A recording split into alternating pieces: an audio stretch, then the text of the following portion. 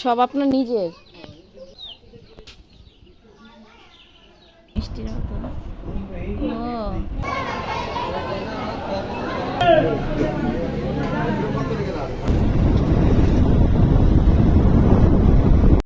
Hello everyone, আসসালামু আলাইকুম। This is me Nusrat Jahan and welcome back to my channel Rayan Islam Rodela.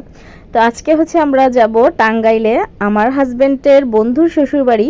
তো আমি কিন্তু রেডি হয়ে গেছি, আমি একদম হেলমেট পরে নিয়েছি এবং আমার হাজব্যান্ডের হেলমেট, রোদেলার হেলমেটও আছে, কিন্তু রোদেলাকে ওর বাবা পড়ায় নিয়ে যায় নাই, বলতেছে 3 জন বসা যাবে না, খুবই কষ্ট হবে, রিক্সি হবে, এই জন্য ওকে পড়ায় নাই। আর আমি মূলত হেলমেট পরতে পছন্দ করি না, শুধুমাত্র সেনাবাহিনীর কারণে পড়েছি ভয়ে। তো যাচ্ছি, আর একটা গানের কথা মনে পড়তেছে, এই পথ যদি না শেষ হয় তবে কেমন হতো তুমি বলো তো, এই পৃথিবীটা স্বপ্নের দেশ হয় তবে কেমন হতো তুমি বলো তো, তুমি বলো।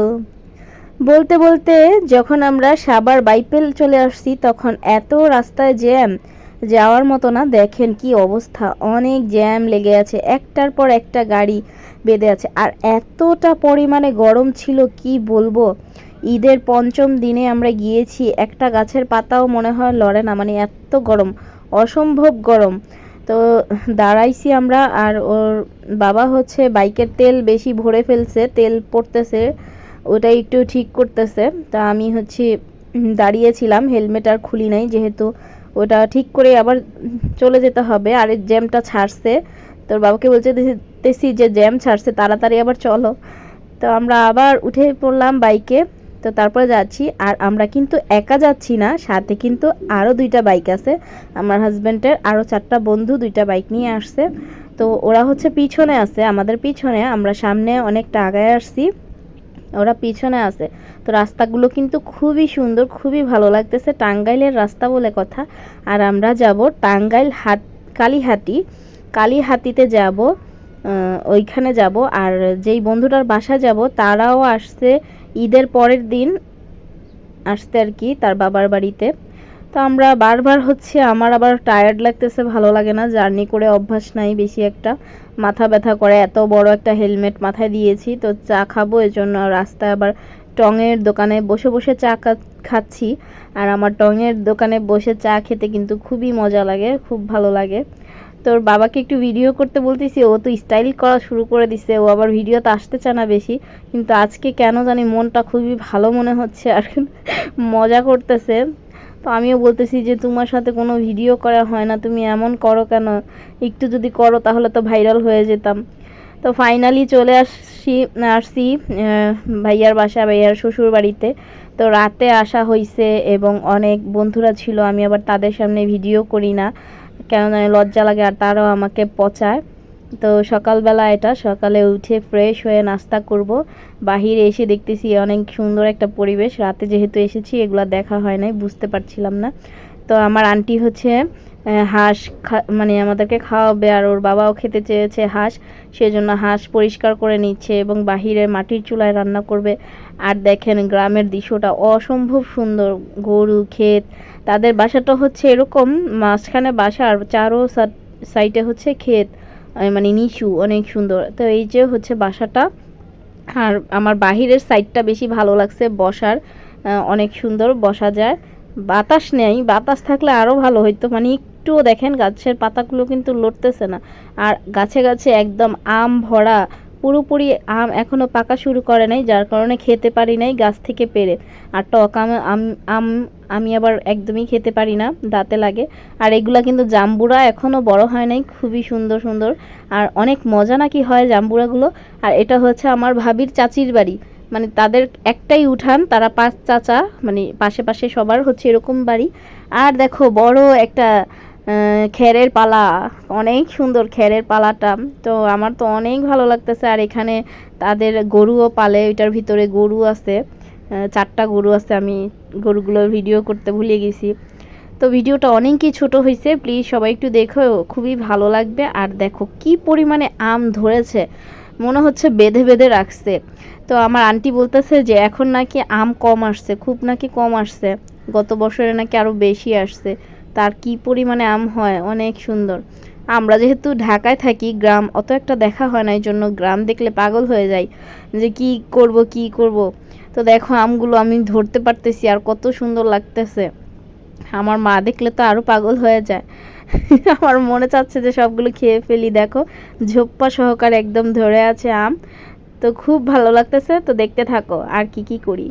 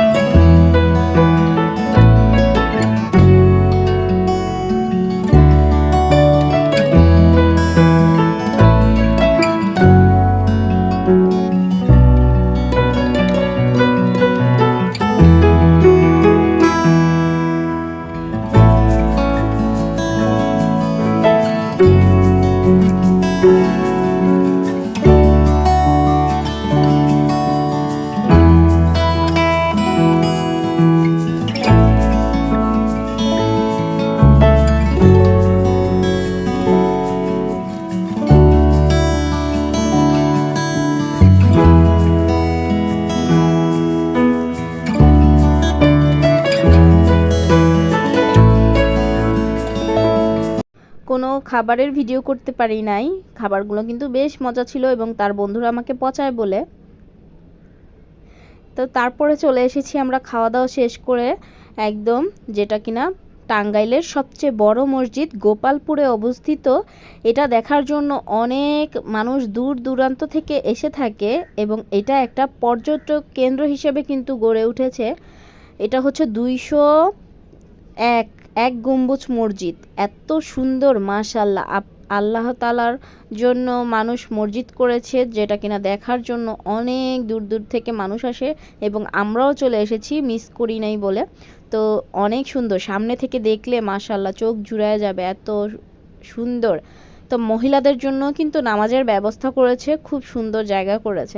তো রোদেলা তো এসে এখানে আবার যেহেতু মানুষ অনেক আসে দূর দূরান্ত থেকে, চটপটি ফুচকার দোকান অনেক ছিল, ফুল টুল এরকম অনেক কিছু যাবতীয় খেলনা, কাপ্রিস মানে কাচের জিনিসও ছিল, অনেক আইটেম ছিল। তো রোদেলা তো খেলনা দেখলে পাগল হয়ে যায়, ওর একটা নিতেই হবে।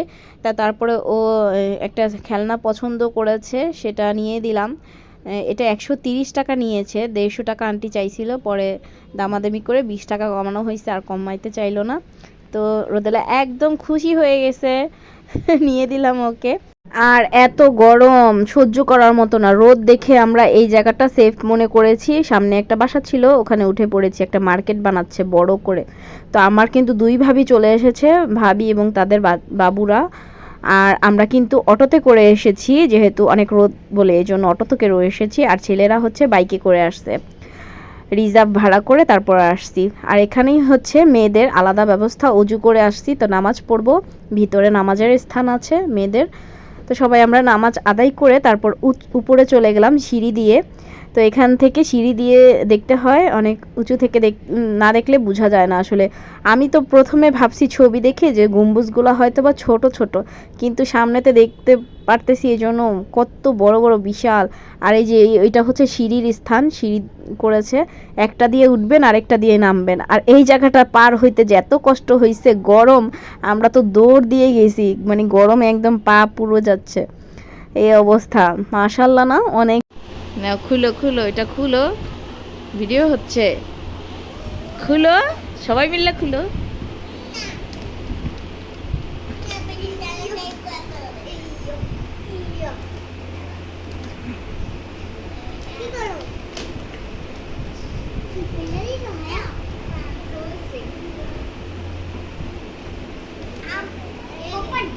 দেখো এই যে আমি দেখাই আমি বার্গারটা দেখাই চলো দোকান থেকে কিনি পরে আগে ভিডিও তারপর বার্গার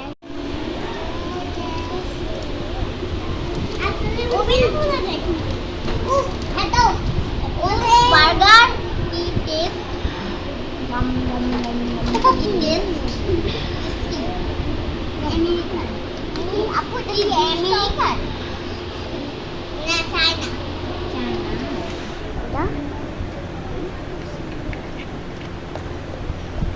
শান দেখাও তুমি কি নিয়েছো দেখাও তো হ্যাঁ এটা কি বার্গার বার্গার আমি জুস